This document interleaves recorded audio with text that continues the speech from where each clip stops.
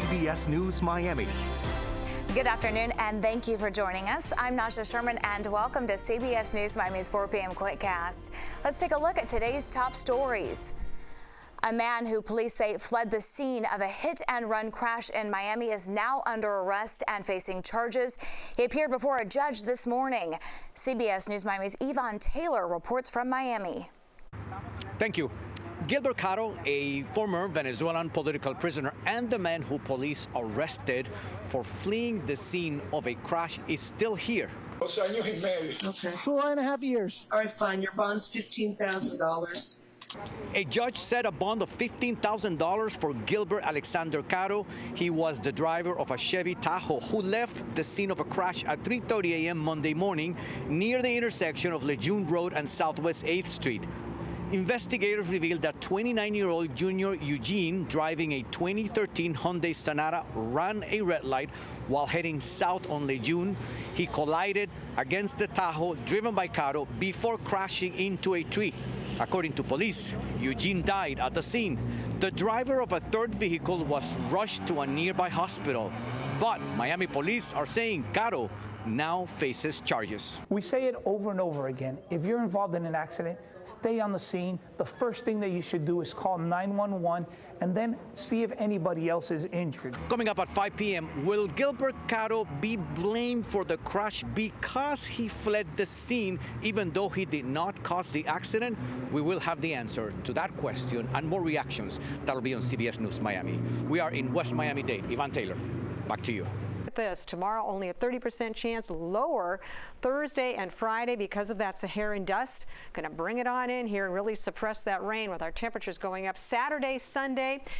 Now we've got lower rain chances for the weekend as well. It doesn't look like we're going to see much, going back up to about a 40% next week, and that's just average for this time of the year. Deep tropical moisture still sitting over the area. We have a stalled front to the north kind of keeping us there, but with that Saharan dust in here and a ridge of high pressure coming right across South Florida, that's going to suppress those rain chances. Now let's head out to the tropics. Like I said, we've got 3 systems out here, 3 waves, but none of them are any threat at this point. 30% chance, 10% chance, 30% chance now as this one moves across the Yucatan Peninsula. This is what the Hurricane Center feels is going to be happening.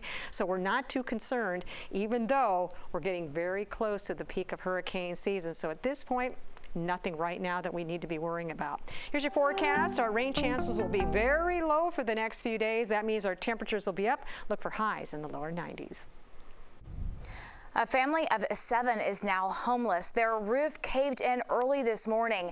CBS News Miami's Morgan Reiner was the first reporter on the scene. She has the very latest from Hallandale Beach.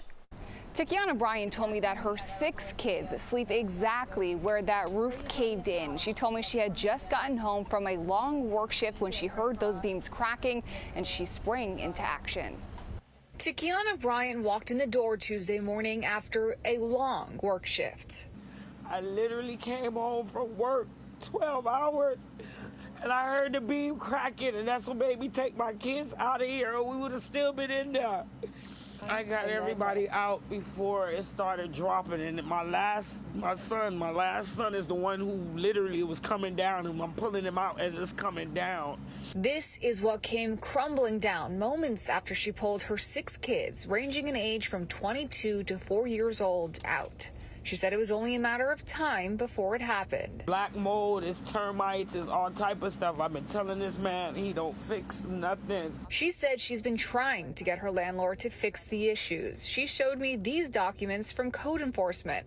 Brian gave me the landlord's number to call myself. Hi, Danny. My name is Morgan. I'm a reporter with CBS. He didn't answer, so I left a voicemail. I don't get Section 8. I don't get none of that. I work. I go to work and pay my rent every month. Every month I go to work and pay my rent, and this is what I get. Red Cross showed up to help the family as they can't access their clothes, groceries, or other personal belongings in the unit. But they're still unsure where they're now going to live. But Bryant saved what's most precious to her. I could have lost my kids this morning. We sleep in the living room. I could have lost my kids.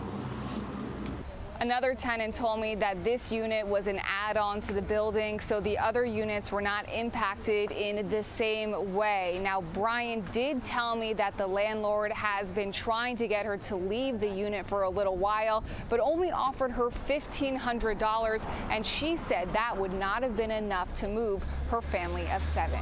In Hollandale Beach, Morgan Reiner, CBS News, Miami. CBS News Miami's Najahe Sherman will have new developments on this story tonight at 5. Venezuelan leader Nicolas Maduro's jet remains at Fort Lauderdale Executive Airport this afternoon. That's after it was seized by the U.S. government. Homeland Security investigators flew it to Fort Lauderdale. They say the aircraft was violating U.S. policy. According to the Justice Department, the plane was purchased from a South Florida-based company in late 2022 or early 2023. The international community, including the U.S., does not recognize Maduro's claims that he won July's presidential election. A North Miami nursing home found a missing man's body decomposing in a closet. It had reportedly been there for days, if not weeks. Loved ones sent their uncle to Miami-Dade Nursing and Rehabilitation Center. It was to recover from an aneurysm he suffered last month. The last time they saw him was nearly 2 weeks ago. His niece delivered flowers, balloons, and a new pair of shoes. Family found out on Monday morning that he died. They are struggling to get answers. Anger because the nursing home just gave us the runaround. They kept on saying he signed himself out and that he didn't want anything to do with his family. But that's impossible because he has dementia. Prior to yesterday's discovery, North Miami police had considered him missing. The nursing home has not responded to our questions. Protests continue in Israel. It is in the wake of 6 hostages murdered in Gaza. What President Biden says about the devastating situation when we come back. Welcome back to CBS News Miami's 4 p.m. Quickcast. Now to the latest on the Israel-Hamas war. The Biden administration says that the executions over the weekend by Hamas underscored the importance of reaching a ceasefire deal as quickly as possible. CBS News Miami's Natalie Brand reports from our nation's capital. Thousands protested in Tel Aviv for a 3rd straight night, demanding Prime Minister Benjamin Netanyahu reach a deal to free the remaining hostages and end the fighting, following the murders of 6 hostages discovered over the weekend. The only way to bring them back is to topple the government. And this is, in my opinion, the most important thing. Hamas said Monday that since the rescue of several Israeli hostages in June, the group has been operating under new instructions on what to do with hostages when Israeli forces get close to their locations in Gaza. It shows just what a depraved group we are dealing with in Hamas when they make clear that they will execute innocent human beings rather than let them be rescued. The White House says the hostage killings underscore the importance of continuing negotiations and closing a deal as quickly as possible. A major sticking point remains control of the Philadelphia corridor, the southern part of the Gaza Strip that borders Egypt. Prime Minister Netanyahu says Israel needs to block Hamas from smuggling weapons into Gaza. Hamas has said there will be no deal unless Israeli forces withdraw from the area. The key question is not just Prime Minister Netanyahu's position, but what pressure is being put on Qatar and Egypt to try to push Hamas to make a deal as well. Around 100 hostages remain in Gaza, according to Israeli authorities. About 2/3 are believed to be alive. Natalie Brand, CBS News, the White House. Possible evacuations may take effect for a Southern California city. It is struggling with landslides. Power had to be shut off to more than 200 homes over the weekend. Dramatic land shifts made it too dangerous to power those houses.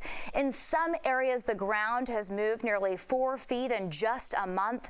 81-year-old Sally Reeves has been watching her home come apart for more than 6 months. The stairway was coming away from the wall. Our bed was right here. And this is the cracking from this landslide. Yes. Reeves is now living in her garage. The city council is set to meet Tuesday evening.